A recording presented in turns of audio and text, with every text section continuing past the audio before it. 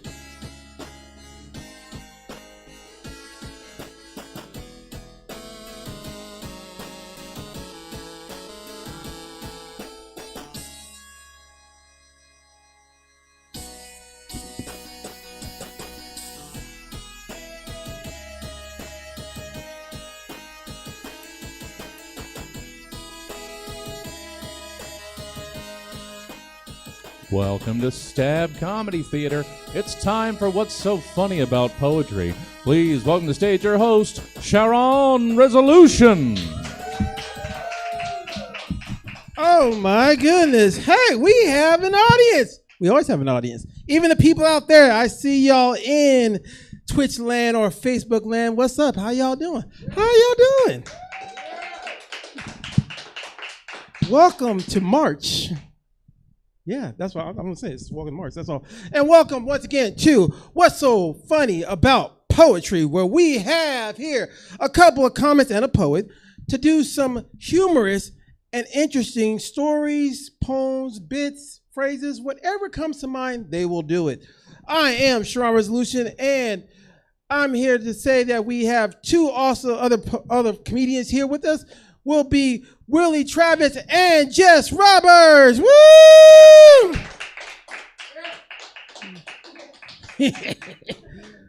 But I like to say thank you to everyone. This is the third time this year that I've done this thing, and we had some relevant poets and stuff and some relevant comedians. And now I'm hoping to keep it going, and just want to let y'all know out there, if you can, since I know out there it's free. Please, if you look over here on the side, there is a Venmo handle that says Stab Theater. Please donate $5, $2, $10, $20. We even low $25, and let us get a little bit of something while we are giving you a free show, because the people here had to pay, and I know they get front row seats, but y'all get to see us. Front row is awesome. So they would love for y'all, or actually I would love it for y'all, just put a little money in. I don't care how much you think you should put in. I just want to know that you put something in. See, even the audience says yeah. All right. But let's get this show started. I'm going to bring up the first person who brought me into this interesting atmosphere. He brought me in. He is one of the co-leads, the co-host of Willie Listens here in Stab Theater. I'd like to bring you Willie Travis.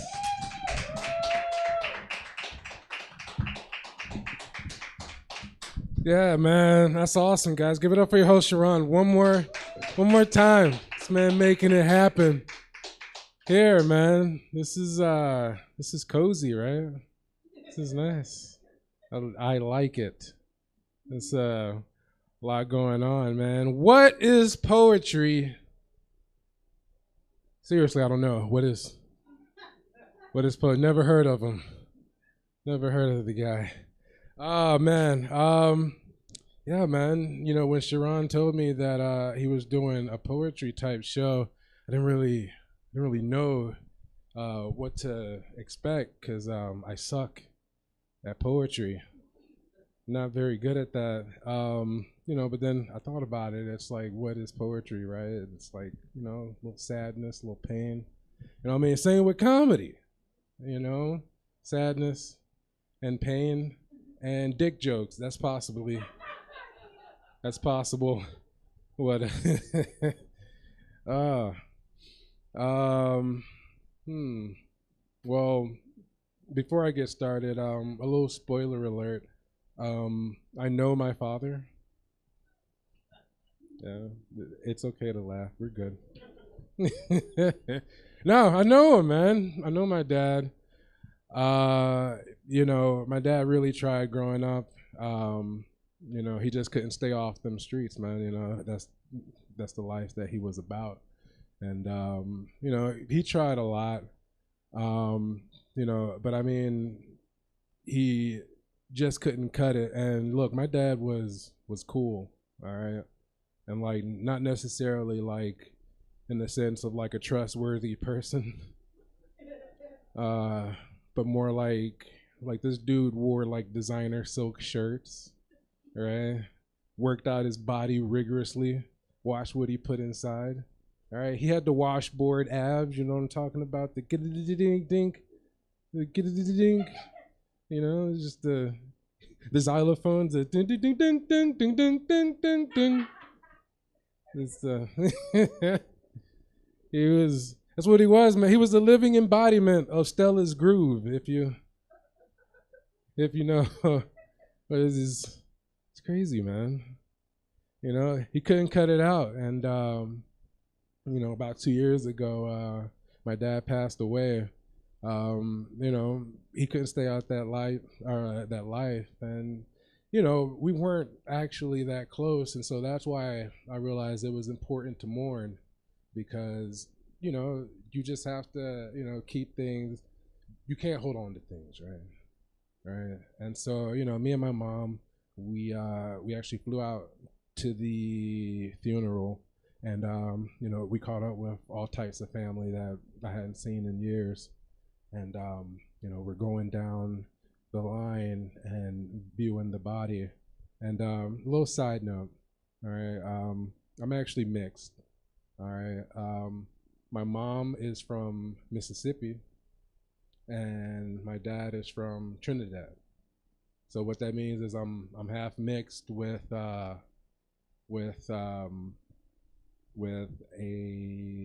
lush Caribbean island country, right? Just north of South America, and the other half of me is from years of injustice and racial inequality, just south of Jim Crow. If you don't know where that is, you know where Mississippi is.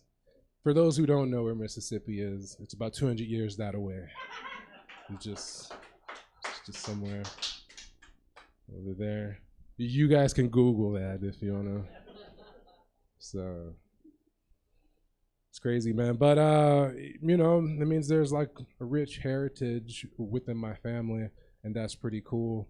So you know, I'm going down the line and I'm looking at my dad's body, and all that I could think about in the back of my mind was how I wish there was some type of like tribal transference of power, right? Like my aunts and uncles come trotting out the back on donkeys, right? Just galloping, right? One donkey has like a jewel encrusted box on the side. Just dun, dun, dun.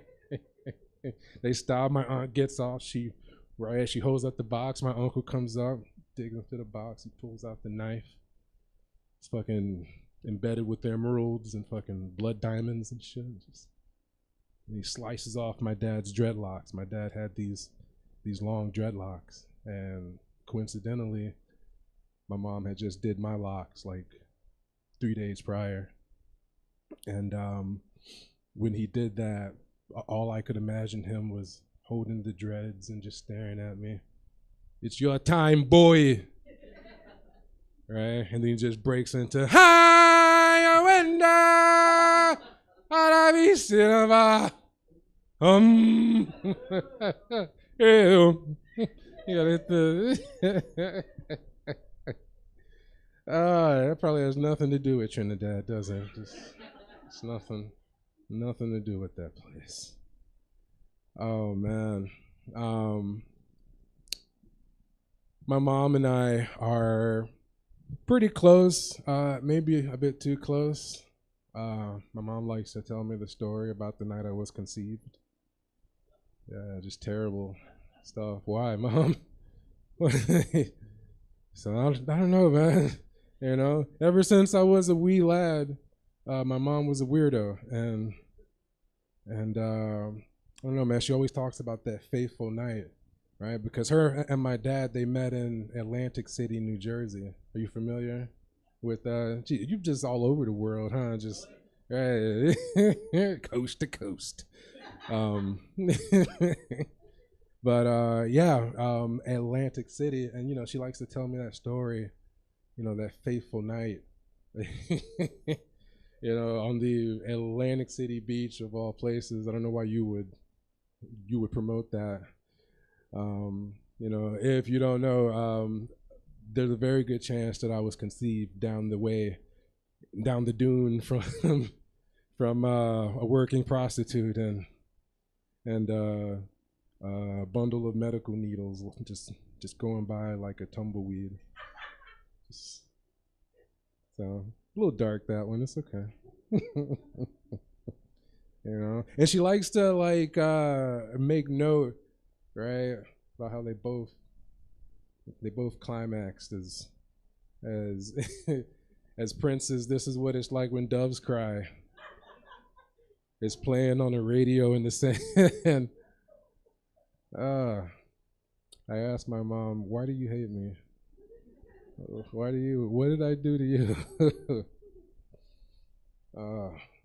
You know, we're currently not talking at the moment on Facebook. It's okay. You know, because, you know, parents at a certain age, I feel like, you know, they don't know how to post on social media.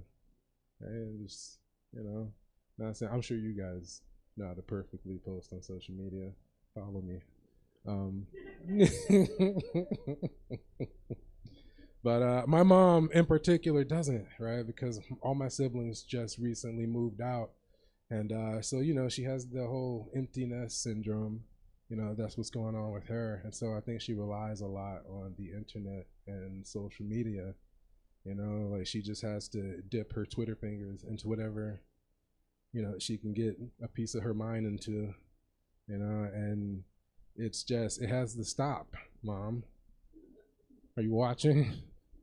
It has to stop, you know, because I like to post dope stuff on social media, all right? Recently posted, "Pickles is dope.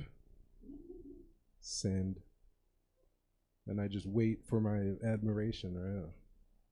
My mom chimes in, "Oh, baby, bless your heart. By the 7 chains of biracial Jesus." You like how I made them biracial? Because I know you like them white girls, baby.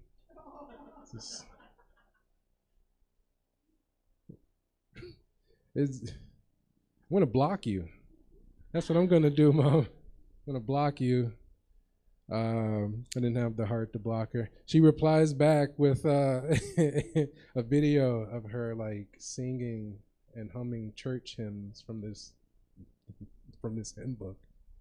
Right? I press play.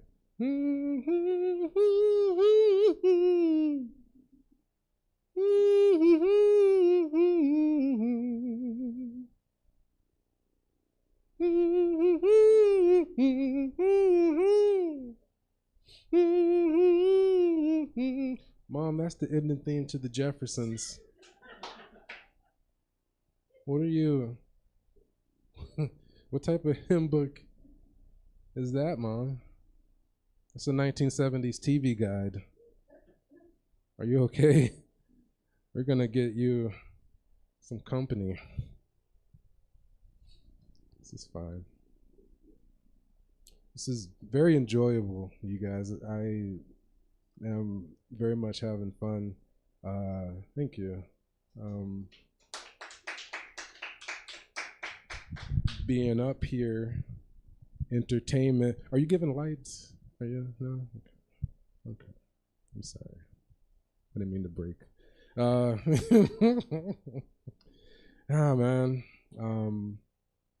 A whole lot of pain within comedy. I've been missing a side tooth since like the start of COVID, and that's been a little different.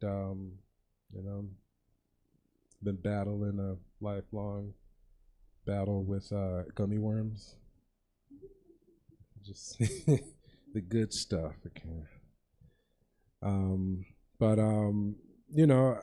I still hopped on all the dating apps, right? The Tinders and the Bumbles. And, I would state that I was missing a side tooth, because I believed in my charisma. Charisma is at least like a 7.5 or a 7. Right? So, yeah, yeah, right. Round up, right? Apparently, women don't like it when you're honest. I guess they like to be surprised and just like deny you themselves. What is like, I put all the truth too. Missing side tooth, bipolar.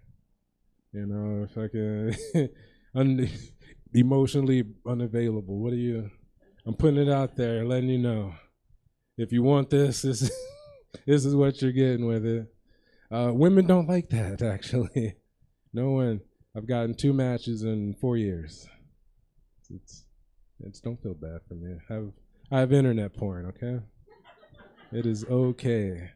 Hey guys, thank you so much. Give it up for your host, Sharon, and thank you for being here. Thank you for hanging out with us.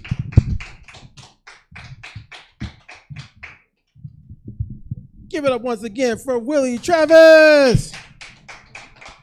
You tripped me up when you basically started singing Jefferson's song. I thought you were going to say Moving On Up after that. I was like, oh, we moved to the east side? The deluxe apartment in the sky?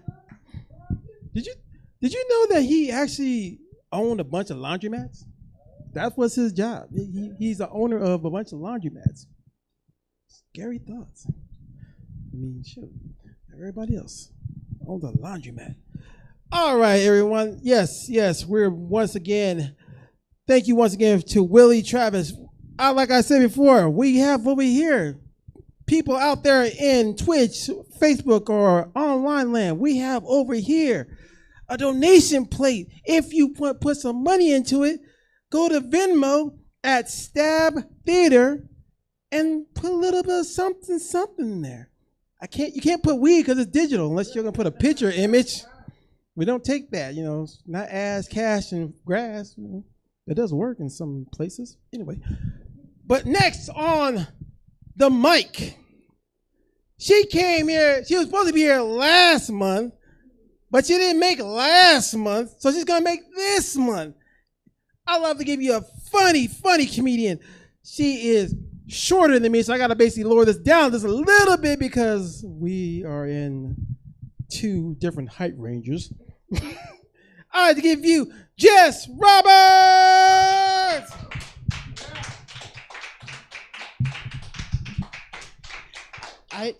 I really need to take you to every fucking show I have just so you can announce me. Jesus, that's amazing. Thank you for that. Yeah, I am Jess Roberts. I do want to touch on a few things he said about the dating site. I don't have my upper teeth, and trust me, you tell a bunch of dudes that you ain't got your upper teeth, your inbox is flooded.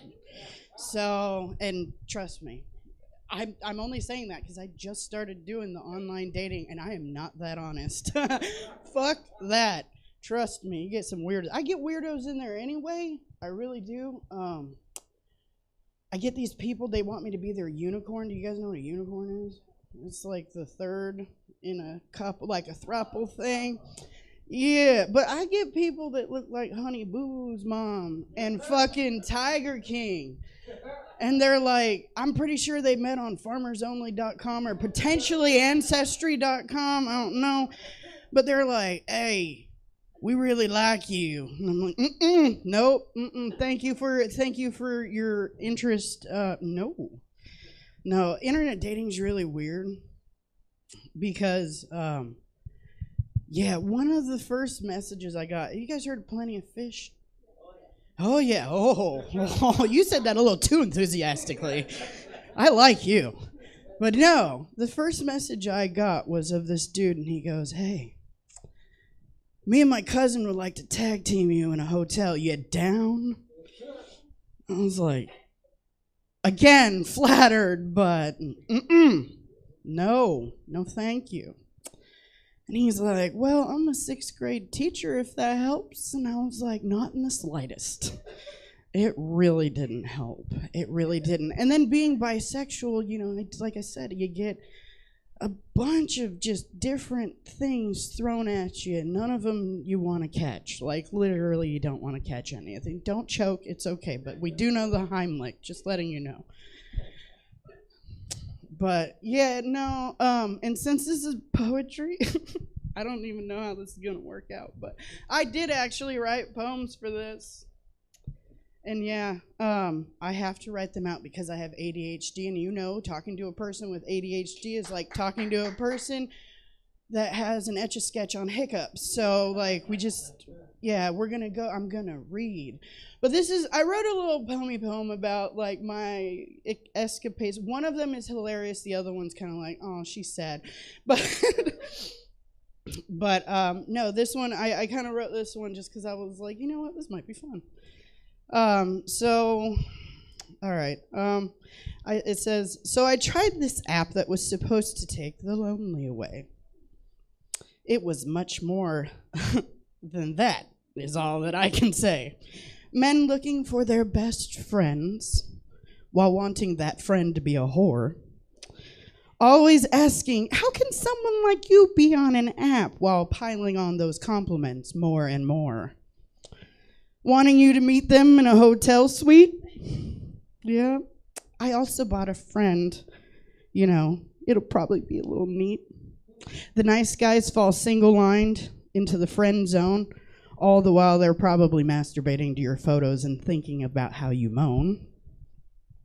One actually did that, never mind. Anyway, while plenty run scams and lies to get your insecurities vulnerable so that they can make a few bucks, not knowing you're already on a dating app and you give 0 fucks.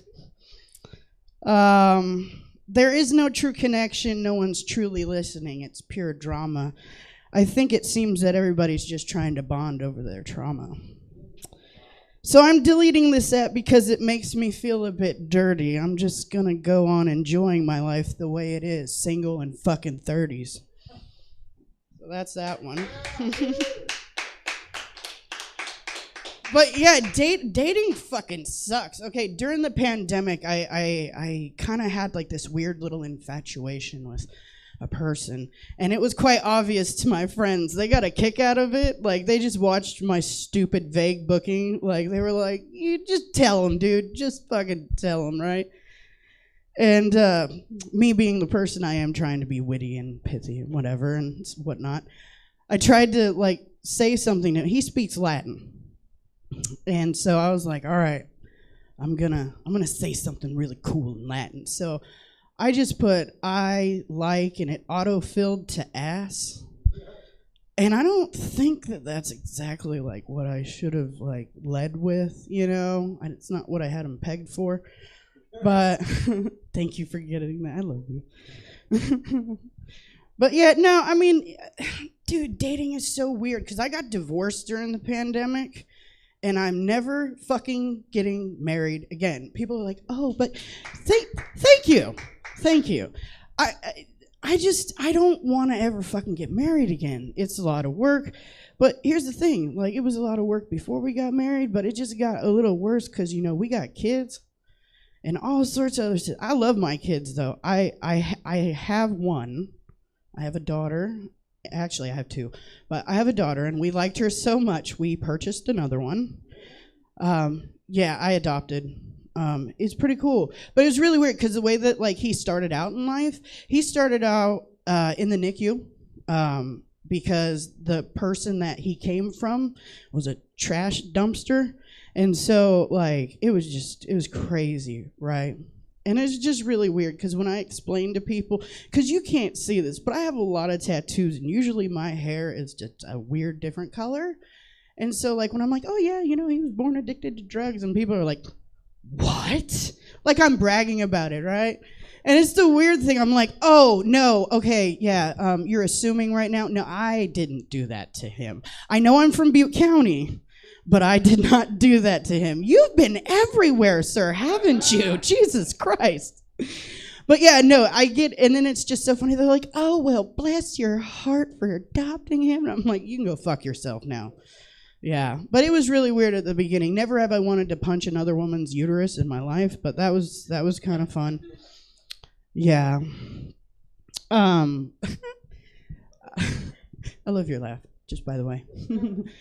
But no, it's really weird because when I first got a divorce, like my ex-husband, he was like, you're never going to find anyone like me. And I'm like, that's the fucking point. Thank you, darling. She got to the punchline before I did. Jesus, you must know, huh? Don't hide. We're all friends here. That was a really high octave that I've never hit before. So, and that's the other thing. I'm 37 years old. Now all of a sudden I'm getting acne again and hot flashes and all this other stuff. And like I told you guys before, I have fake teeth. So, and I've given birth. So let me just tell you a couple of things. Because this is something that I always find a little bit funny. So when you for the folks in here that have never carried a baby inside them, when you do that for the rest of your life, when you get scared, when you sneeze, when you cough, hell, if you laugh hard enough, you pee just a little bit, okay? Now, throw in anxiety and gastrointestinal problems and having fake teeth. Sneezing is very complicated. It's the weirdest form of human Tetris I have ever played in my life. And then, since we've already broken that weird barrier, throw in fucking being on Aunt Flo, worried about shooting one of those out. Holy shit. It's the truth. But apparently I have a strong pelvic floor or something. I don't know. When I gave birth, my friend was sitting next to me, and the doctor had his arm elbow deep, and I'm not exaggerating, elbow deep, and my friend, her eyes are like this fucking big, and I was like, you good? Because, like, I'm kind of going through a little something right here. What the fuck is wrong? She's like, well, we're a little bit closer than I thought we should be at this point. And I'm like, yeah. My birth story sucks. It was 3 fucking days of labor. I kept telling them that I had to go to the bathroom. They wouldn't listen to me. Yeah, in recovery, they fucked around and find out. I am so not kidding you when these nurses don't even give a shit. They're like, oh, it happened again, and just clean you up. That's it. They just clean you up. They don't even give a shit. It's so weird. Yeah. We went weird, didn't we? I like that. I've never actually said that on stage before, so yeah, this is a fun night of firsts. Do you guys believe, like, in love at first sight and all that weird shit? I don't. But you ever meet that person that just fucking kicks your ass? Like, you meet them and you're like, holy shit, this is a really cool person. Aw, he pointed at you. Aw, everybody collectively. Aw. I'm just kidding. I absolutely love that. Don't be embarrassed. That's a beautiful thing, a guy that's willing to say, hey, look, that's mine. So, or, you share each other. I don't know how that works. I'm sorry. I didn't mean to get too far into that. But I did write I did write a poem about kind of like the feelings of meeting someone at the wrong time. So, yeah. So, have you ever met someone who knocks you off of your feet? Like an overdramatic cartoon? Your shoes are still on this pavement, but your outline of your body is in the bricks as you pan left. You ever meet someone who makes you forget your fucking name? Around them, words or even a proper sentence are completely incomprehensible. Just a feeling of like sand that hit a jackpot and it's on repeat. Just Ever meet someone who could heal parts of you that you didn't know needed it? Some weird type of kintsugi for your emotional restoration? Like they just kind of this old housed your whole entire fucking outlook on life, right? Have you ever met someone who could fucking level you with their eyes? Avoiding their eye contact like the social plague? Because when you do look at them, you accidentally lose your will to breathe involuntarily. Ever meet someone that is all the right and all the wrong time? Just checks off all those boxes, but available? Their path down doesn't really match yours, and you watch as that person kind of does their own thing, knowing that there's no chance with that person because that box is still left unavailable. Yeah, I haven't met that person either. No. But yeah, you know, like it's really weird when you meet, like I've met some people in my life. I could talk to anybody. If you can't tell, hello, I can talk to like anybody. But there's just a few like special people that I'm just like, you ever get that? Where you're like literally just trying to talk to them. You know, in your head, you had that whole fucking conversation. You're like, this is what I'm going to say. I'm going to do it this time. And then you get around them. You're like, yeah. That has been my experience a lot. But it's kind of weird. Because like when you're, it's just the weirdest feeling ever. And then you go home and you're like, what the fuck is wrong with me? You know, you're shaking your head. You know, because it's so weird when you have that feeling of just that person. You're like, what the fuck? What is wrong with me? But then you realize there isn't anything wrong with you. It's just, you know, fucking bodies working the way that they're supposed to be working. And speaking of bodies working the way that they're supposed to be working, my body is about to get the fuck off this stage. But thank you guys for coming out. Also, if you happen to like my face and some of what you heard, come back on Saturday at 9 o'clock. I'm running a show called the No Boys Allowed Show. No Boys Allowed Show. And it's female and they shows. Men are welcome to attend. You're just not welcome to perform.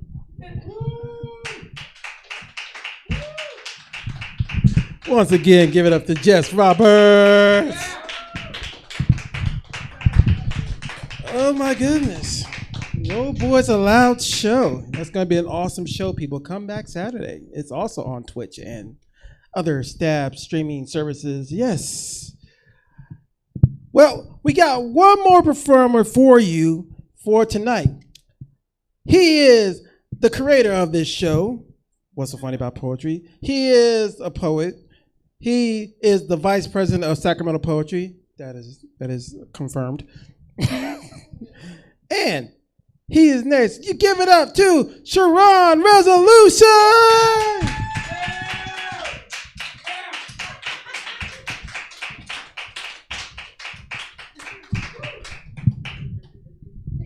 Yeah. What up, everybody? How y'all doing? My name is Sharon Resolution, and give it up to once again for the comics for coming on here. Yeah. One thing that's always crazy to me is that comics who have fans, they're called chuckle fuckers. So, as a poet, I always wondered in back of my mind, saying, what do our poet fans called? What can we call these interesting, unique people who look through all this line of information of poems, prose, sonnets, and everything, and come up to you in their eyes with their books going, I love you, I just want to suck your dick. Nothing. We had nothing for them. I heard one person say poet heads, I heard another person said liner notes or some nonsense like that. I was like, oh, good God. So I came up with a name. and I got a poem for it. The name is Spoliola. Look it up. It's a word. It means macking, but for this, it'll be poet friends. Spoliola. Hey, lady. What brings you to the grid? Is it the entertainment, or do you live in the mid? Well, let me lush your lips with some luscious limericks. Soothe your soul with seductive sonnets. Hip your headspace with some hip haikus. Or flow your facial expressions with some funky free verses. Is that what you came here for? Something you can't ignore? Is my eager all in poetry nevermore? Look at you, sitting there like Emily Dickinson. See, I'm gonna tell you what you've been witnessing. A thing so seductive that it basically undresses Mother Goose. Let me reintroduce myself. I am Dr. Seuss, here to bring you all the way down to your birthday suit. You're so cute that I'm impressed. For Sam, I am not, as you may spot. Take a guess. What is my name? Thank you.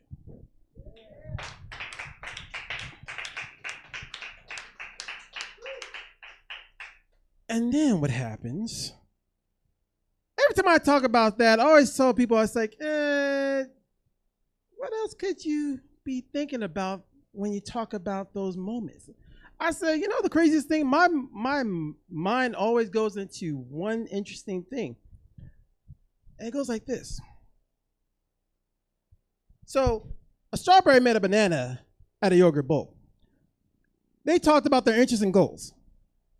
The strawberry was enamored by the big, tall banana that he started to peel. They took a dip in the yogurt bowl and came to the side. And the strawberry spoke. Oh, banana, you're so fine. I think I want to blend with you. Caught by surprise, the banana was like, I think I want to blend with you too. The banana caressed the strawberry's seedy exterior, which started to swirl in the yogurt bowl. And it began to swirl and swirl. Ooh, banana, ooh, strawberry. The swirling became intense. The swirling got so intense that they started to split and merge and split. Oh my God, this feels good. Splurge and mix and come together and mix. Oh my God, how you keep doing this? And split and mix and split and mix and split. Keep going, don't stop and mix and split to the point where it reaches impacts. And the sun began to eclipse. And the flowers bloomed. And everything froze except the strawberry and the banana began to speak. I'm gonna, we're gonna smooth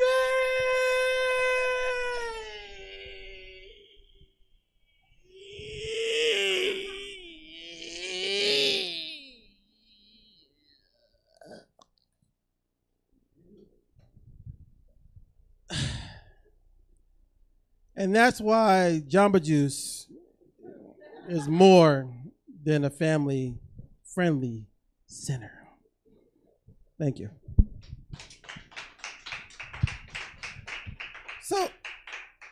So of everything else, my name is Sharon. Yeah, if I know it's a little hard to say, it's even hard to pronounce. It's a name that you don't find on too many keychains at Disneyland. Small freaking world. But no, I've taken a lot of guff for my name, and it's even weird because I know people who are friends and stuff that still don't know how to pronounce it or know how to spell it and stuff. like I say, I have this one situation where I used to live with this couple, and they would always leave passive aggressive notes on my door, but the notes will always be spelled wrong. My name, that is. So I came up with a thought.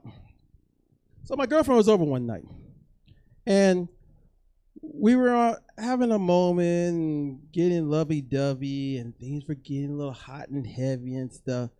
And in the midst of the sexual moment, going down and stuff, and humping around and going for it and going, a middle thought came to my head. And I'm in the mix, and I'm just going out and said, babe. It's like, what? Babe, what? What's my name? Sharon. Louder. Sharon, spell it. C-H-A-R-R-O-N. What? C-H-A-R-R-O-N. I can't hear you. C-H-A-R-R-O-O-O-O-O-N.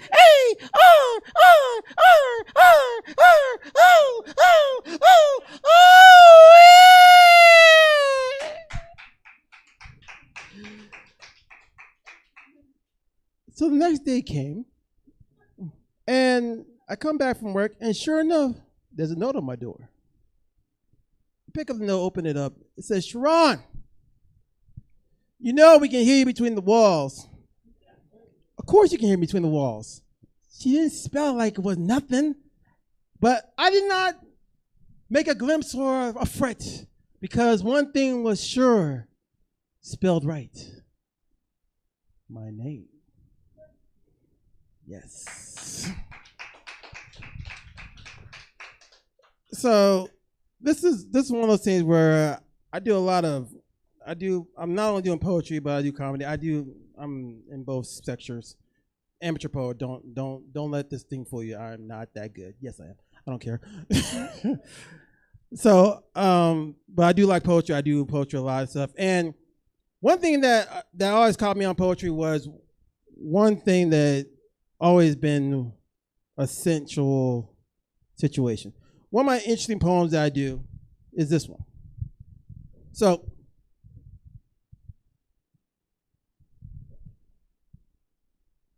I walk into the office to punch a time clock. The clock's a Nazi, but that's okay. I punch it daily. I sit in a 6x6 cubicle in a windowless room with nobody else but Betty's a rebel. Pictures of beaches and babies fill her cubicle wall. This will be a quiet place and work for the tapping on the keyboard. I monitor monitors that are monitoring me. We're at an audio visual standoff. I look on my calendar and I see an ex that I long to get. COVID. Gluten-free Janine slips the last Danish off the coffee table. In the next, the window lights illuminates, and Jane tolerates a migraine daily. Dave got fired yesterday. Vultures circle his desk. I got dibs on the multicolored markers. In the break room, the smell of burnt popcorn wafts. It's the perfume of the damned. I go to my dealer to get my favorite item. 1, 2, 4, 3. Kit Kat, please. In the refrigerator, the appearance of memories of employees long gone. It's the signal to hell. Boss brought her favorite creamer today and wrote her name on it. That will not stop me. I dump half it into the sink and put it back where the note says, "Thanks, Bill."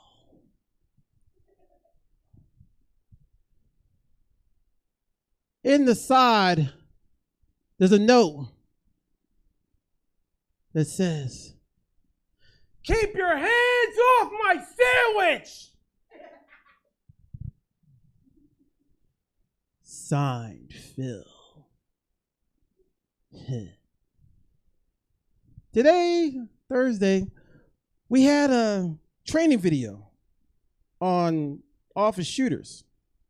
Not quite sure if it was a tutorial or prevention. We'll see in the next evaluation. Thank you.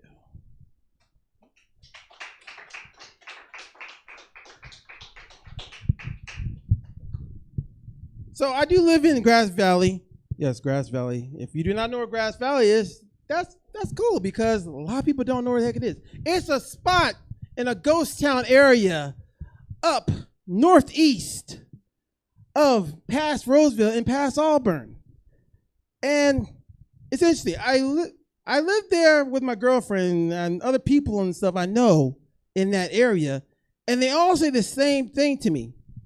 They wonder and say, "Did you come here for a reason?" I said, "No, I didn't. I thought about doing a reenactment of Get Out." Because I look and I wonder, I must be the new Where's Waldo, because every time I look around, someone's going, "Hey, there's the black guy. Hey, there's the black guy. Here's the black," and they're all pointing at me. And I'm like, yeah. So I went over to a little famous spot over there, and tried some of the local cuisine. I sat down. I asked for a burger and the side. Well, they said, "What's your side?" I said, "I can't eat fries right now, so I'll get some coleslaw." So the burger came out. Nice burger. No pickles. I don't like pickles. No cheese. Even better. Burger's fine. The slaw came out on the side. Burger was good. I noticed about the slaw, there was something missing. I took a taste of it, and sure enough, it was bland.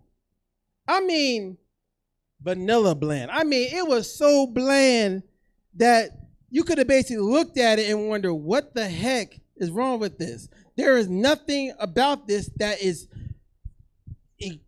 ethnic or anything. It's just mayo and some rusted out cabbage. And I was appalled. And I got up and I went over to the local police station because I was going to report a hate crime. And they looked at me and said, "You can't do that." But they did allow me to go downstairs and report a how should I say this? It was a oh, drat, I just lost my darn it. Scrap it. All right, I messed up. Oh, well. You know what? I'm going to end it off with this here, saying, I'm going to do this part here. Yeah, that's what I'm going to do. This one. Yeah.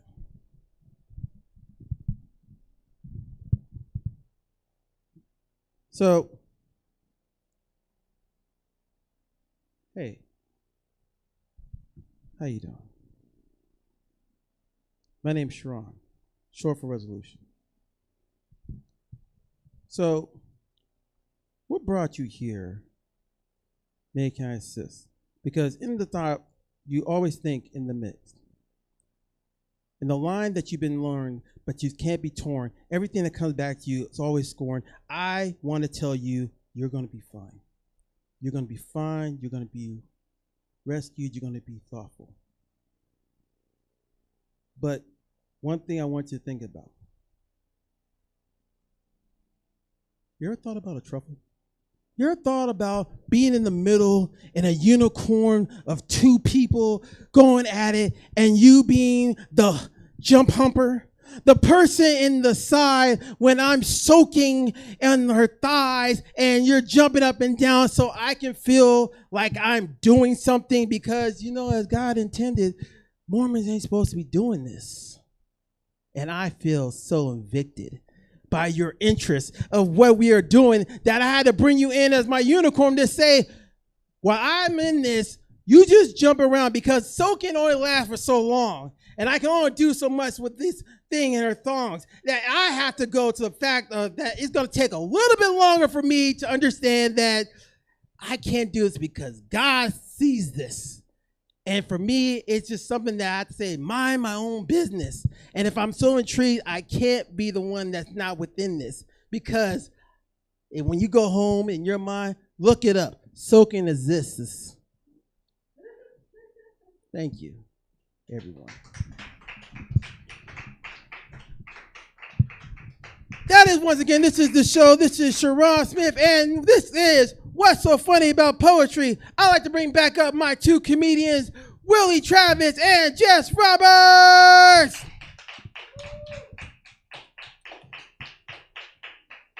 Once again, I tell people, please come to our next show. The next show will be in April. And well, I say, if you can, please donate. Once again, I can't see it, but you can.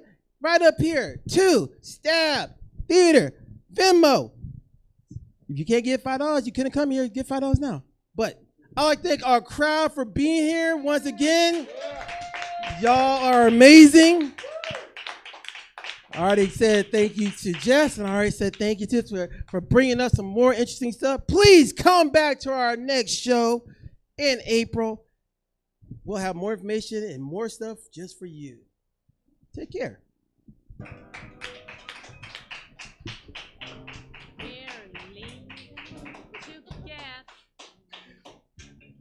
Thanks for coming out, everybody. That is it for us for the evening.